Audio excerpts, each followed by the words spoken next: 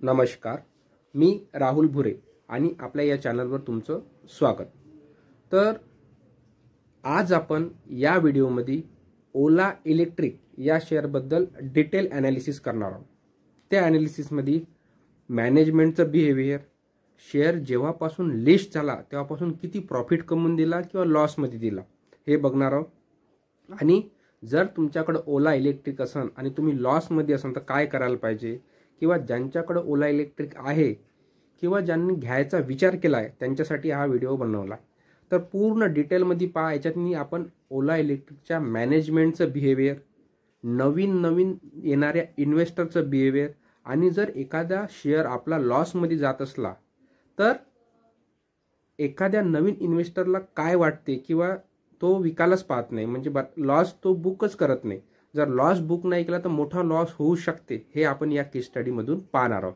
तर ओला इलेक्ट्रिक बद्दल आपण पूर्ण डिटेल पाहणार आहोत। ज्यांच्याकडे ओला असेल त्यांना तुम्ही हा व्हिडिओ शेअर करू शकता। तर आपण डायरेक्ट याच्या चार्ट्सवर जाऊया, किंवा याच्या टेक्निकल आणि फंडामेंटलच्या चार्ट्सवर जाऊया। आपण स्टॉकेजच्या ॲपवर जाऊया। स्टॉकेजमध्ये इथे सर्च करायचं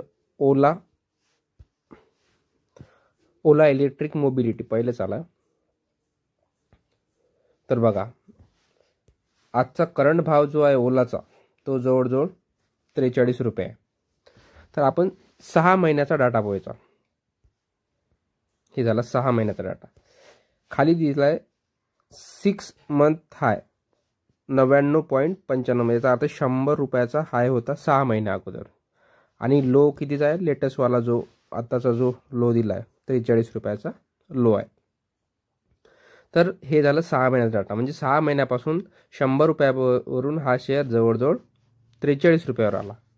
आपण एका वर्षाचा डाटा बघू।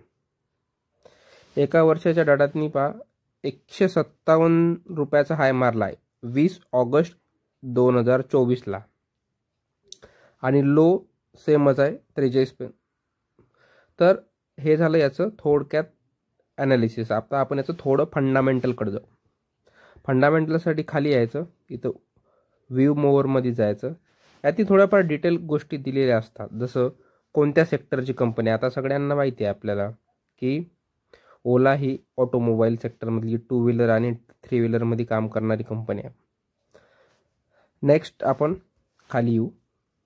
याच्या मार्केट कॅप वगैरे याच्यातनी दिलेला आहे, इथे आहे हे बघा, मार्केट कॅप, कोणते स्मॉल कॅप आहे की मिड कॅप। तर आपल्याला मेन जे ॲनालिसिस आहे ते बघू आणि नंतर बाकी डिटेल बघू त्याचं। तर पियर्समध्ये जाऊन, फायनान्शियल्समध्ये जाऊन जी बॅलन्स शीट आहे, या बॅलन्स शीटमध्ये जे प्रॉफिट अँड लॉस स्टेटमेंट आहे इथे क्लिक करायचं। पुन्हा एकदा सांगतो, पियर्समध्ये जायचं, पियर्सच्या साईडनं फायनान्शियल्स आहे, आणि फायनान्शियल्समध्ये प्रॉफिट अँड लॉस स्टेटमेंटमध्ये जायचं। इथं सगळ्या कंपनीचं डिटेल माहीत पडत असते, काय हे कंपनी समोर याचा शेअर वाढन की नाही वाढन हे ठरवत असते। आता बघू, इथं बघा तुम्ही 2021 मध्ये कंपनीचा लॉस होता 199 करोड, 200 करोड पकडू, आपण रुपयात पकडू म्हणजे लवकर लक्षात येईल। 200 रुपये लॉस होता, नंतर जवळजवळ 784चा लॉस केला, नंतर 1400चा, 1500, 2200। म्हणजे कंपनीचं जे डाऊन ट्रेंड असण्याचं कारण म्हणजे कंपनी लॉसवर लॉस करत आहे दरवर्षी, आणि तरीही लोक अशा शेअरमध्ये इन्व्हेस्ट करतात, कधीही बघत नाही। तुम्ही हे स्टॉकेजचं ॲप यूज करता, तुम्हाला माहीत पडेल की कोणती कंपनी चांगली आहे किंवा नाही। तर हे प्रॉफिट अँड लॉस स्टेटमेंट जरी बघितलं तरी बऱ्याचशा गोष्टी आपल्याला क्लिअर होतात। तर अशा प्रकारे हे प्रॉफिट अँड लॉस स्टेटमेंट होतो, आणि हे बघा लॉसेस कंटिन्यू असे वाढत आहे, कधी कुठेच कमी नाही झाले। तर अशा प्रकारे हे झालं याचं प्रॉफिट अँड लॉस स्टेटमेंट। आपण थोडं शेअर होल्डिंग पॅटर्न करतो, तिथून एक लक्षात येईल तुम्हाला। तर शेअर होल्डिंग पॅटर्नमध्ये बघा, प्लेज जे शेअर होल्डिंग आहे, प्लेज म्हणजे गहाण ठेवलेले शेअर आहे, ते जवळजवळ 6% शेअर प्रमोटरली गहाण ठेवले आहे। त्यातही पब्लिकची होल्डिंग बघा किती आहे, 60%, 63% पब्लिक जवळ आहे आणि 36% प्रमोटर जवळ आहे। म्हणजे जास्तीत जास्त माल बाहेर आहे आणि कमीत कमी प्रमोटर आहे. तर आपल्याजवळ आपल्याला कधीही जास्तीत जास्त प्रमोटर जवळ पाहिजे असते. अजून एक गोष्ट दाखवते या कंपनीबद्दल. थोडं समोर जायचं, इथं डील्समध्ये जा. बघा, या डील्समध्ये 4 डील्स आहे.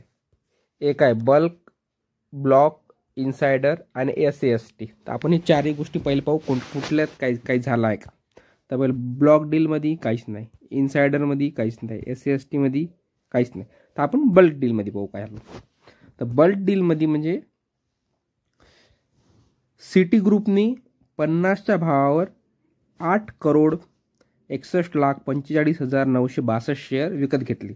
आणि ह्युंदाई मोटर जी कंपनी आहे आपली, तिने 10,88,00,000 शेअर आणि इथे 2,71,00,000 शेअर 75च्या भावावर सेल केला. ह्युंदाई आणि किया जे याने.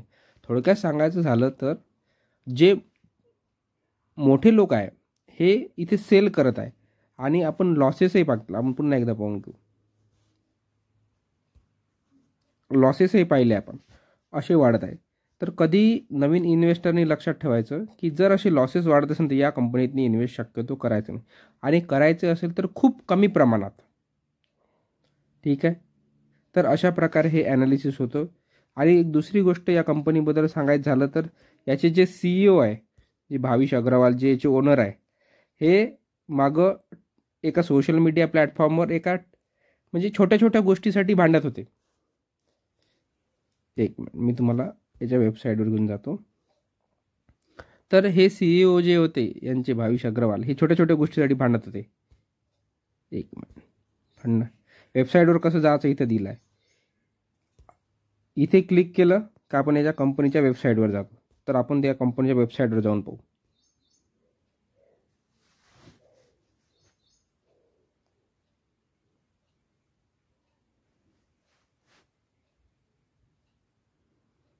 ही आहे कंपनीची वेबसाईट. आणि आपण सगळ्यांनी ओला पाहिली आहे, तर त्यामुळे काही प्रॉब्लेमच नाही, सगळ्यांना माहितीच आहे.